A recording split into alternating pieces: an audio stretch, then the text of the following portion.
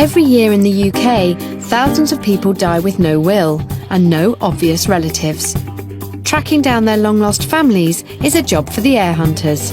Could they be knocking at your door?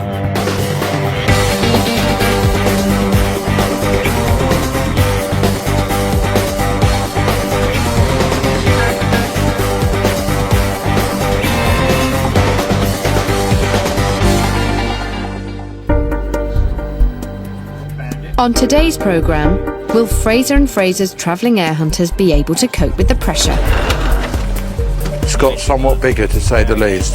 Hey Dave, hang on a minute. I'm flogging myself to death here. And in tracing the heirs to a $500,000 fortune, the probate researchers uncover a family looking for answers. What did you do? That's what went through my head.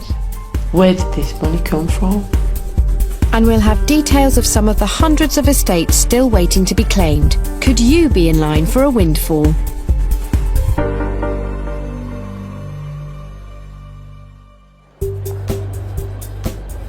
One in 3 people in the United Kingdom do not have a will. If no next of kin are found when they die, their money ends up going to the government. Last year alone, the Treasury made a whopping £18 million from unclaimed estates. That's where the heir hunters step in. Nice to meet you. More than 30 companies make it their business to track down long-lost relatives. As they charge a commission, it's a rewarding business. And between them, they have returned £6.5 million to the rightful heirs.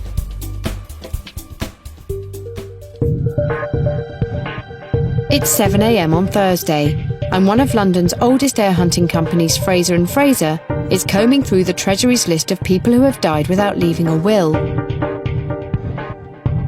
One name has already caught the eye of senior case manager David Pacifico. This is a case called Hodgson, Dorothy Iris Turner Hodgson. It looks like a valuable case.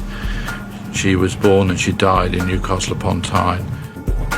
Dorothy Iris Turner Hodgson died on the 26th of October 2008.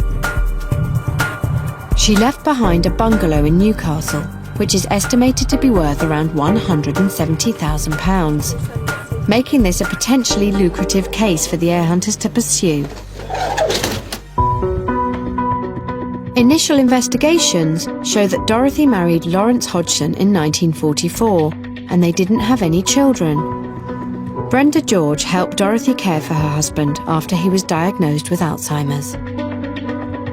I met Dorothy about 15 years ago when I first started on the home care, and I was a husband's care worker, Larry Hodgson. He had Alzheimer's, and I used to go in 5-7 days a week to let Dorothy get out. After Lawrence passed away, Dorothy didn't seem to have any friends because she'd spent as much time indoors with Larry.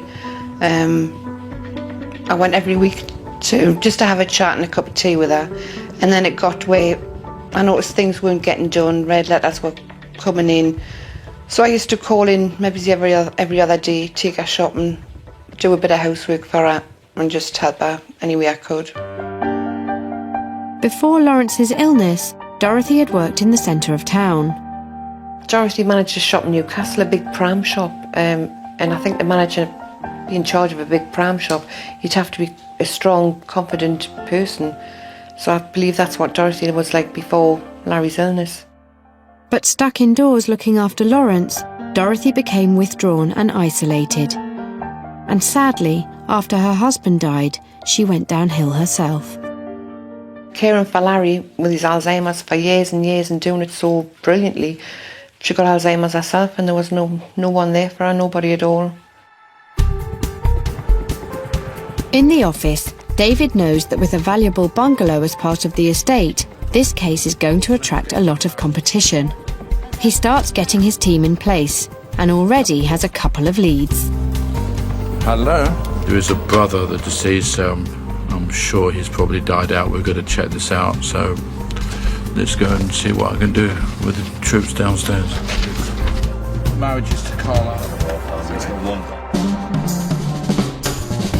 As David rallies the troops on the inside, there's an army of travellers working on the outside. waiting to be deployed wherever the office sends them.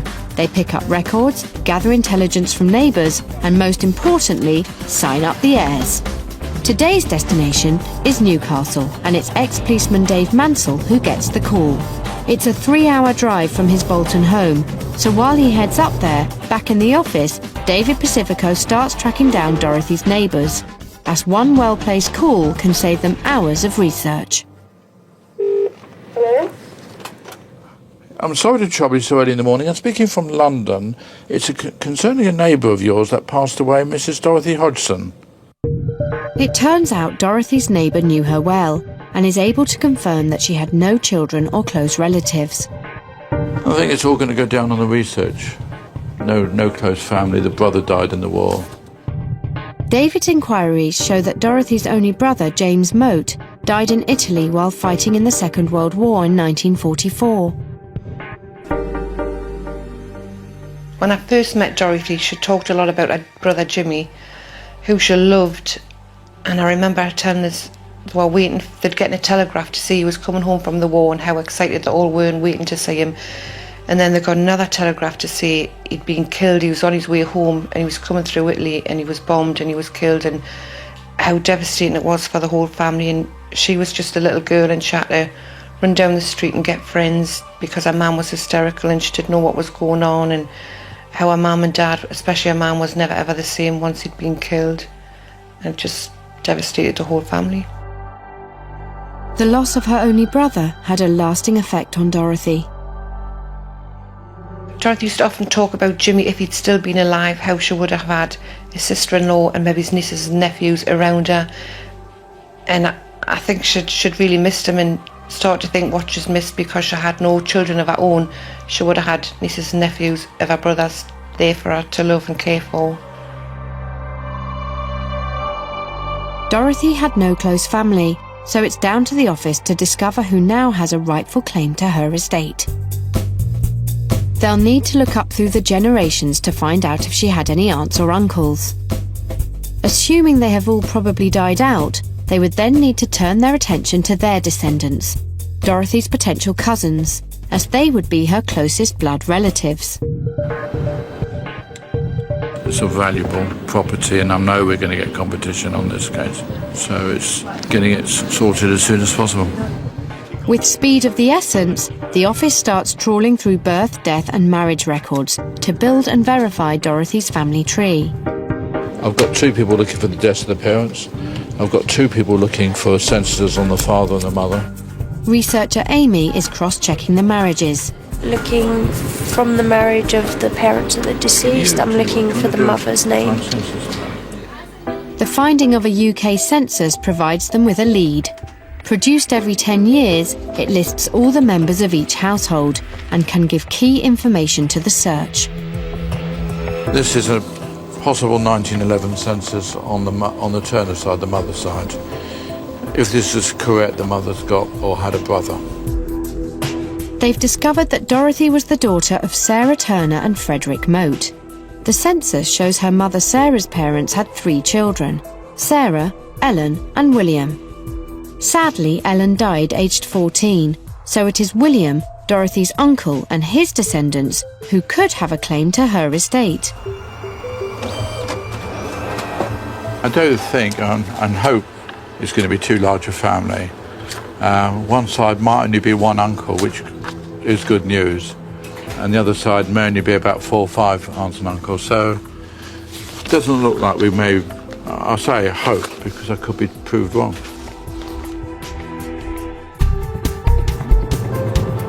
With a tree starting to form in the office, travelling heir hunter Dave Mansell needs to be in place to sign up any heirs they find.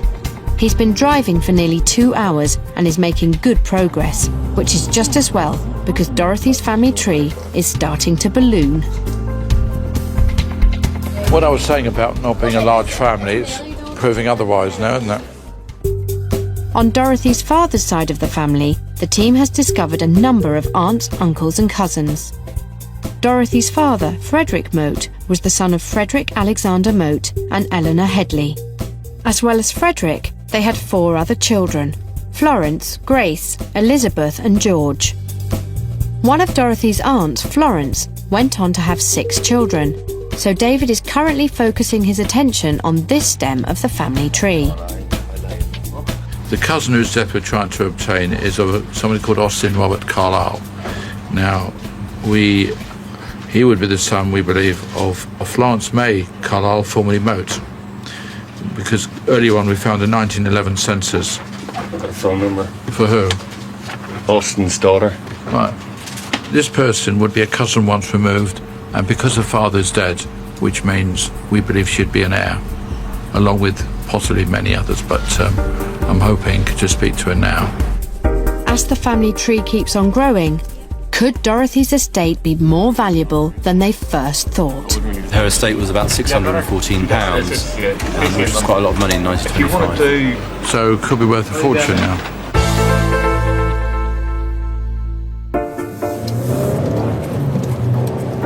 Although heir hunters aim to find relatives as quickly as possible, the more complex cases can leave them foxed for weeks, months, or even years. Celtic Research was handed the case of Michael McHugh in 2001. The case was handled by Peter Birchwood and wife Maria from their office in Wales. They have extensive experience of tracking down next of kin in Ireland, but nothing could have prepared them for this estate. A little bit of a confusing case from the start. Irishman Michael McHugh died in America without leaving a will. His assets included $70,000 in the US and a farmhouse in Ireland. But this wasn't simply a case of him dying intestate.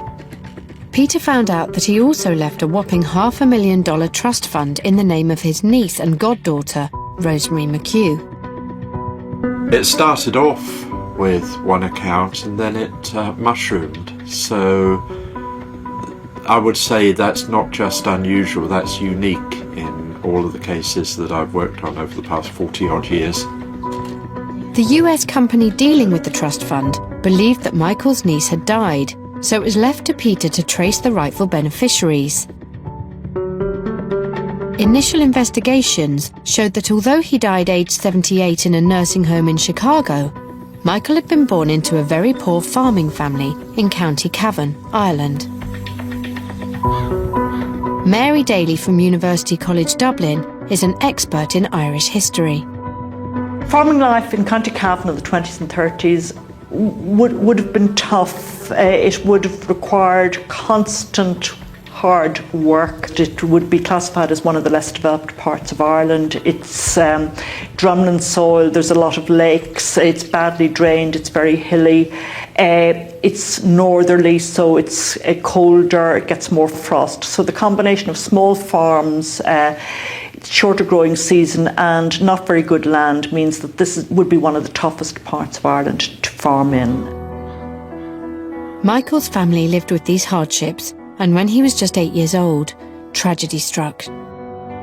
His mother died of tuberculosis, and the family was ripped apart. His elder brother, Frank, was sent to live in a home, while Michael and his younger siblings were farmed out to various neighbours' houses. Life was tough, and tragedy struck again when Michael's father died of a heart attack while working in the fields. His brother Frank took over running the farm, but unable to make a decent living, he left Ireland in the 1940s in search of a better life in England. Michael bought the farm from Frank, but by 1951, he too had become disillusioned and booked a ticket on a boat bound for America. Irish emigration to America goes back for well over 200 years. It seems a land of opportunity, and it was for many of them. He would have been moving from a house which was fairly Spartan, no running water and no electricity, and he's moving from a rural community where he knew everybody, going into this big city with all these modern conveniences, technology, huge numbers of anonymous people around him. So the whole scale of things, the anonymity, the type of job, the place he lived in would have been very, very different. Michael left Ireland with just £5 in his pocket, but when he died 50 years later, he had amassed a $500,000 fortune. He left it in trust to his niece and goddaughter Rosemary, but the US company looking after his estate hadn't been able to unearth her. Assuming she had died, Peter took on the case to find her rightful heirs. Well, firstly, it was a negative search.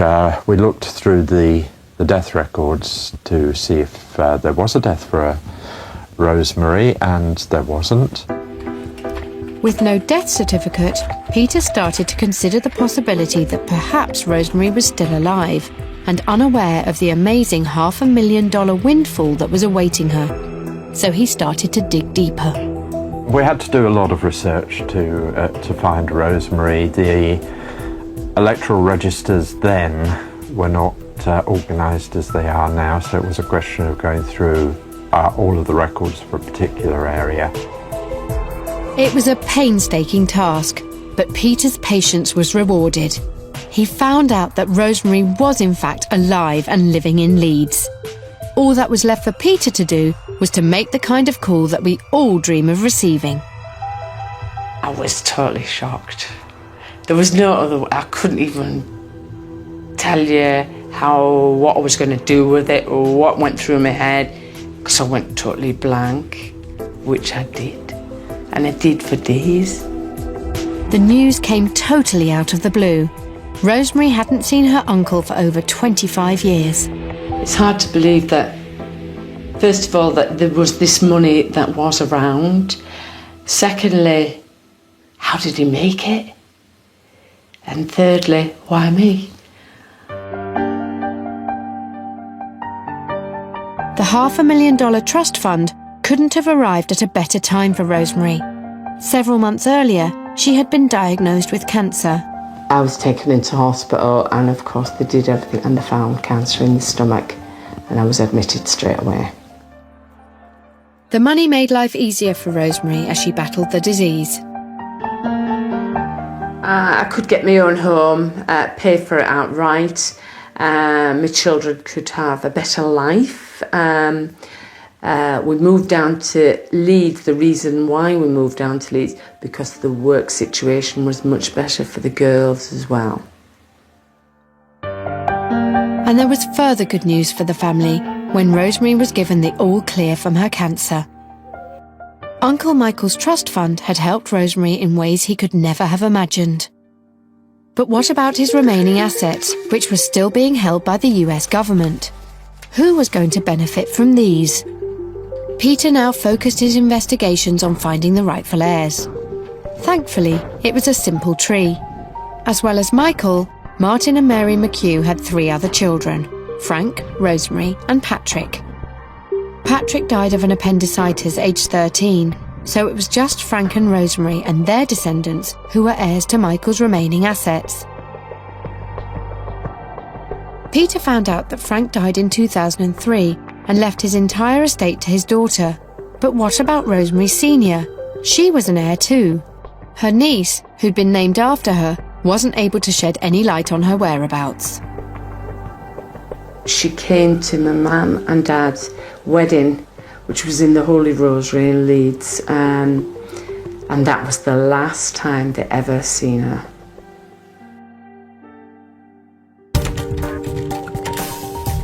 With little to go on, Peter started delving into Rosemary's past. There are different stories. Some say that she married a man and is living in Wales. Some say she married another man and is living in Birmingham. As far as I could make out on my investigation, she might be living in County Wicklow or County Wexford in Ireland. Until Peter is able to find Rosemary Sr., Michael's remaining assets won't be released to the family. The missing piece. We've got a jigsaw and the missing piece doesn't fit in. Yes, I'd love to know where Rose McHugh went. I'd love to know what she did for a living, because she, I believe, got married, and I would definitely love to know what happened to her, especially with being named after her.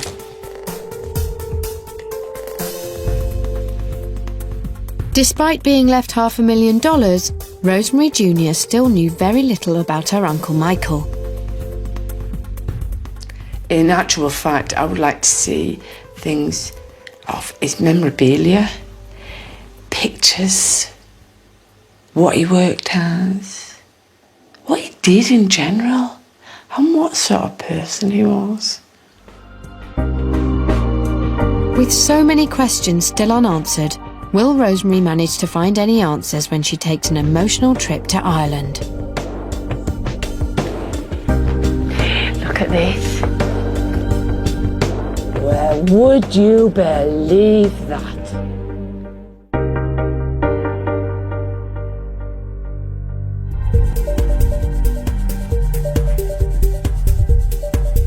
For every case that's cracked, there are still thousands on the Treasury's list that remain a mystery. The deceased's assets are kept for up to 30 years in the hope that eventually someone will remember and come forward to claim their inheritance.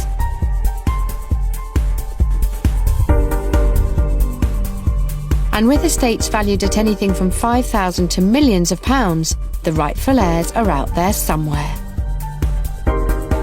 Today, we've got 2 cases that heir hunters have been unable to solve so far. Could you know the answer? Maybe you're in line for a payout. Keith Reynolds Miller passed away on the 15th of March 2005 in Haringey, North London. Do you know him? Was he a neighbour of yours? Maybe you're even related to him and entitled to his legacy. Leslie John Milam died in Burfield Common, Berkshire, on the 1st of February 2006. So far, every attempt to find his rightful heir has failed. Could you be a beneficiary? If no relatives are found for Keith Miller or Leslie Milam, their money will go to the government. But could it be meant for you?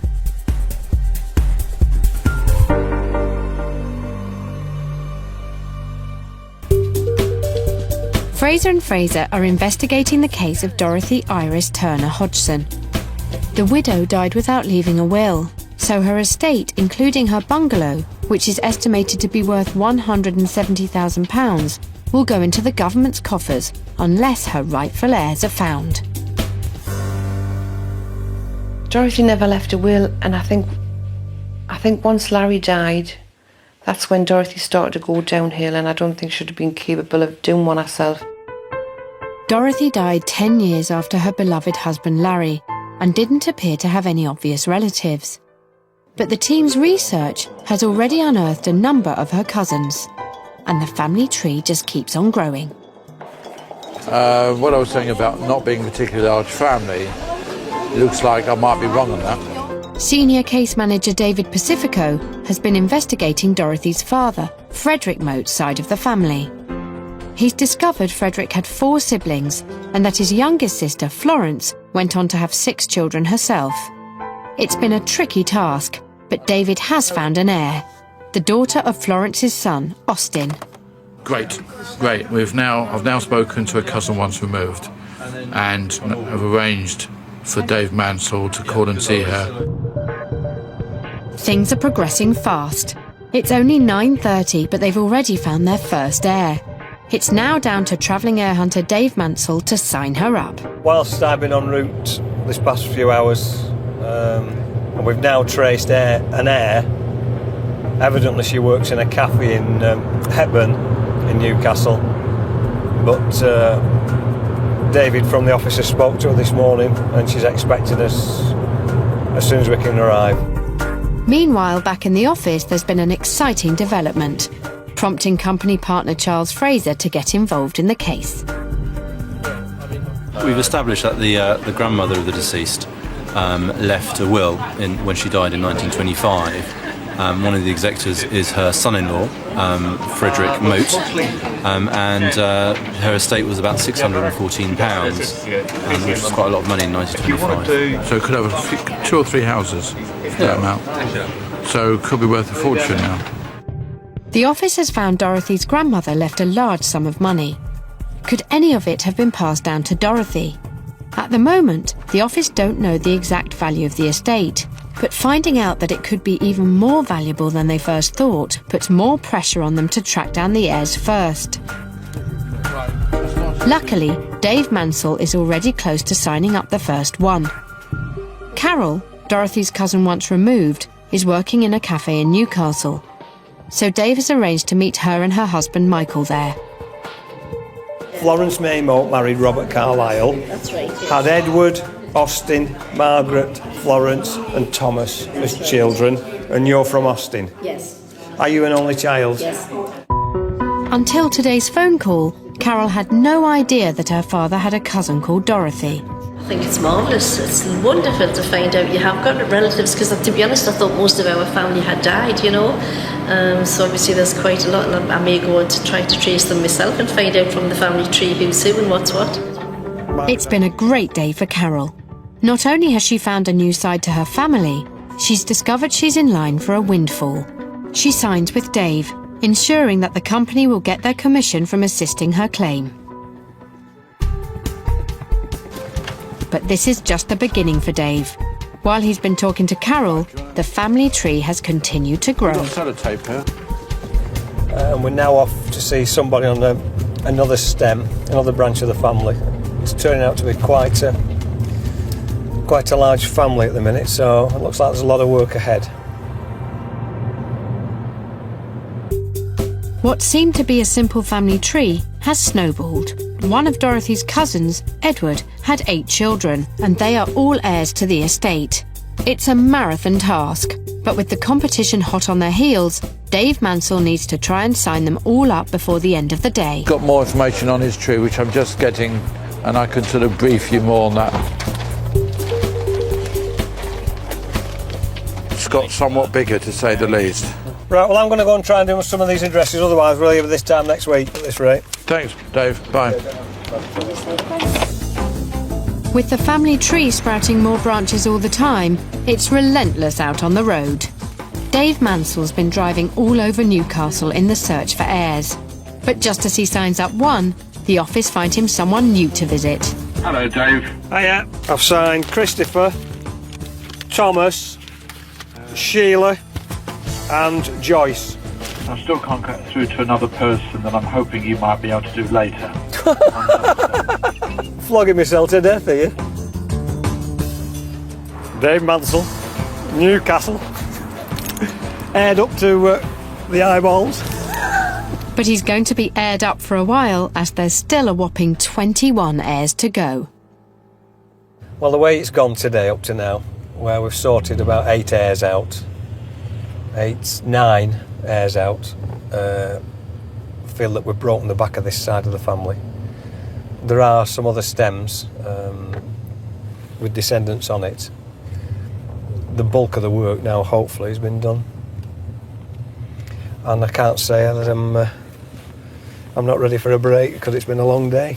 The chase has taken them all across Newcastle, but it's been worth it.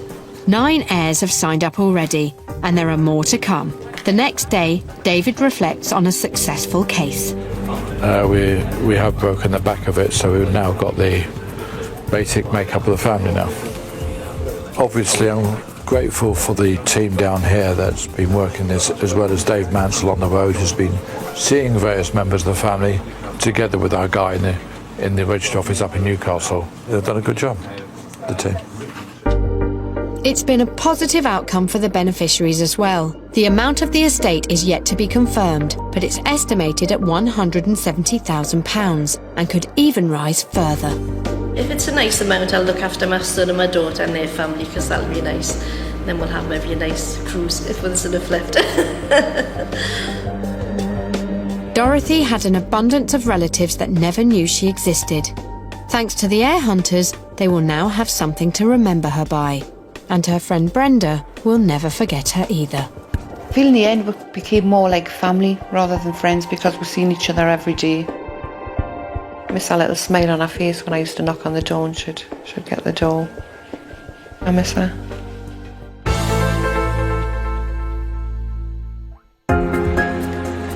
Back on the McHugh case in Leeds, niece Rosemary had been left a staggering $500,000 in a trust fund by her uncle Michael McHugh, who she scarcely knew. What did he do? That's what went through my head. Where did this money come from? In 1951, Rosemary's uncle Michael had taken a boat from Ireland to America with just £5 to his name. But when he died 50 years later, he left behind a fortune. But what did he do out there, and how did he make his money? His niece and goddaughter Rosemary only remembers meeting him once, when she was 21 years old. It was my mother that said to me, "Do you know who this is?" I says, "I'm not quite sure. He looks like Columbo." My mother said, "No, it's your Uncle Michael, your father's brother." Michael left a real impression on Rosemary. My Uncle Michael would have been about my height, 5'5", 5'6". He wasn't very tall, and he looked very small compared to my father. With the rain mark on and things like that, and his trilby, and it looked rather strange, you know what I mean? He was all before his time. That's what I found, you know. And once he returned to the States, Rosemary made sure they kept in touch. I always wrote to my Uncle Michael at Christmas. Of course, I got married, sent him photographs. I sent him the children. I sent him photographs of my dad. But despite writing to him every year, Michael sadly never visited the family again. No one realised that that would be the last time that I would see my Uncle Michael alive. When Rosemary found out that she had been left such a large sum of money, she was bowled over. She wanted to find out more about her generous Uncle Michael, so she rang the American lawyer who was looking after his affairs. I believe you know some information about my Uncle Michael, McHugh? Yes, a little bit. He lived in the same apartment for decades with his wife, Anne. Oh, Anne. Oh, yes, lovely. And when he retired, the building that he had lived in hired him as their super. Could you tell me how my Uncle Michael made his money? Would you know that? Yeah, just working for People's Gas all these years. Him and Anne never had any children, and they lived frugally, and he was a saver. A constant saver. That's what he was, aye.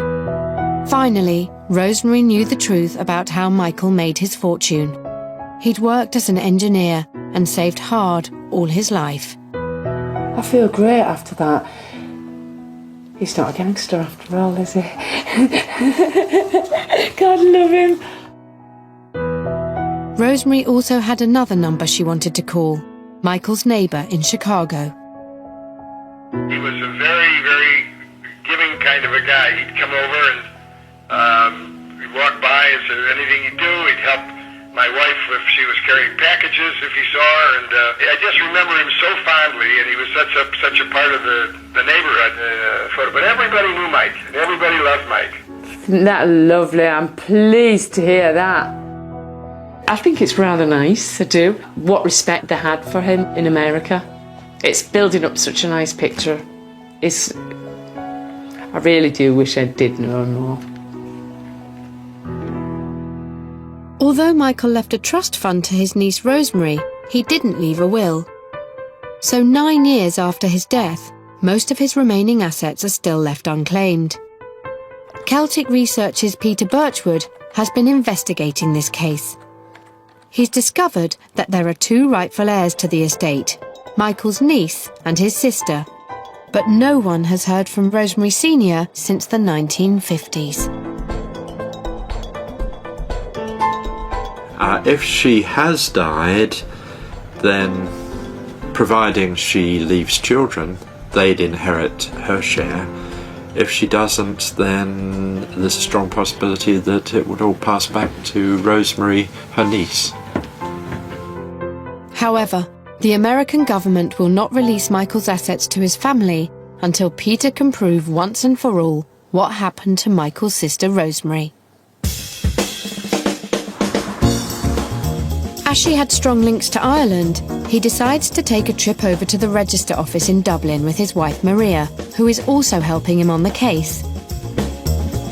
Well, I'm going to start searching for marriages and deaths of Rosemary McHugh the elder. If I can find anything, that would be great. Michael's niece Rosemary is also looking for answers about her aunt, so has decided to join Peter and his wife on their trip. She seemed to disappear from Dowra sometime in the early 1950s, around about the time that your father came over. That was right, because the last time that my Aunt Rose was spotted there was at my mother's wedding, when my mother and father got married. And that was more or less? That would be about 56, 57 years ago. Based that people knew your father, that they knew your Uncle Mike, why didn't they know your Aunt Rosemary? Why didn't they keep in touch? This is what we can't understand, is we don't know why she went. Once they arrive in Dublin, Peter goes straight to the Register Office and starts his investigations. We're starting off by doing a marriage search for Rosemary McHugh. We're going to make notes of any that we find and order up the certificates to see if we can find that elusive marriage.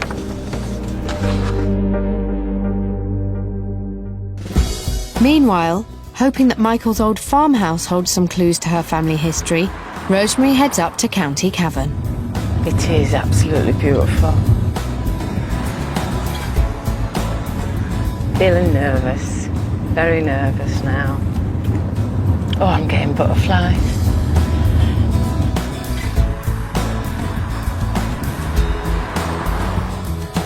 Although Rosemary has the keys to the farmhouse, her aunt would also be entitled to a share of the property. But only if she or any of her relatives can be found. This is amazing, isn't it? And I was somewhere here, and that's it there, I think.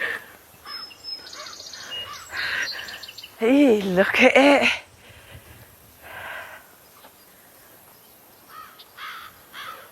I've got butterflies in my stomach and everything. It's a part of our family history, and it feels so nice. There we go. Look at this. Hey, come and have a look at this. Look at the dresser. The house is just as Michael last left it.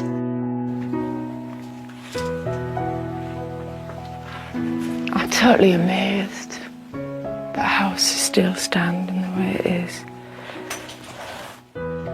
Now, this is where my Uncle Patrick died. This was the room that he died in. This is, died of appendicitis. He would have been 13. Yeah, 13. No age.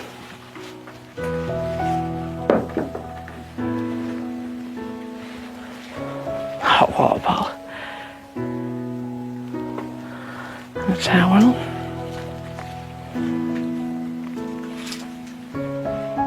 What dates are these now? 61 then.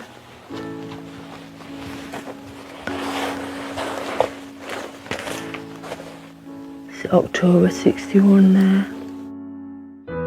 Although Michael emigrated to America in 1951, it's believed he made regular trips back to County Cavan. Right, we're going into my grandparents' bedroom here now. This was where my granddad and my grandmother lived. Well, slept. Your mattress.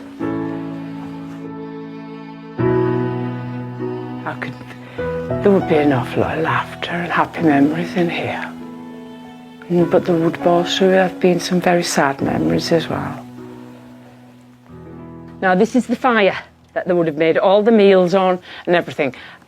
And this is where you would put your pieces that hang onto the fire and your pots and pans. They may be down on here. They would have the turf here. I think my Uncle Michael would have used this house when he came over for the couple of weeks or whatever he was here for. Definitely he would have been here. But that is amazing, that bit. Rosemary heads up to the attic. Oh, just look at it. I'm frightened in case I pick up a mouse or something. Because you will hear some screams then. This is your They used to use these years ago.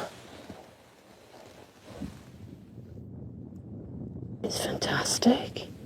It is absolutely amazing.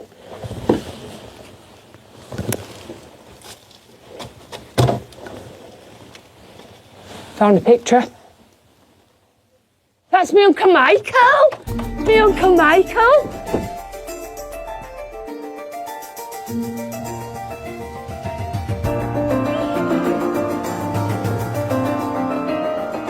Oh my God! I've got some pictures! Oh, I don't believe none of this now. Here he is. That's me and Michael when we were babies. That is totally amazing. God love him. He must have brought these over. That's me Uncle Michael dancing. Probably be doing the Siege of Venice there, you know. Looks like the Siege of Venice. There's me Uncle Michael having a cigarette. A crowd around him.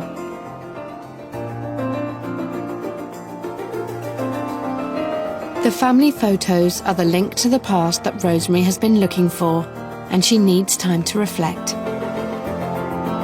There's a passport here from the United States of America with my Uncle Michael in it. Michael John McHugh. He was only 5'6". There's pictures of the car he would have hired. It's just been a blessing coming back to this house to find out what I have found out. Going back to Michael's house is the end of a long and emotional journey for Rosemary. Her life was changed forever when she was left a staggering $500,000 by an uncle she barely knew. But she is now much closer to knowing the truth about him. But what about her aunt? Back in Dublin, Peter's searches have drawn a blank. Maybe something happened to her. Maybe she just had to get out of Ireland and go somewhere, and where she went we don't know. We're still trying, but we've come to the point where there are just not too many other things to try. So the case of Michael McHugh remains unsolved. Could you provide the missing piece of the puzzle? Are you Rosemary McHugh? Or do you know what happened to her? Could you be entitled to a share of the assets that Michael left behind?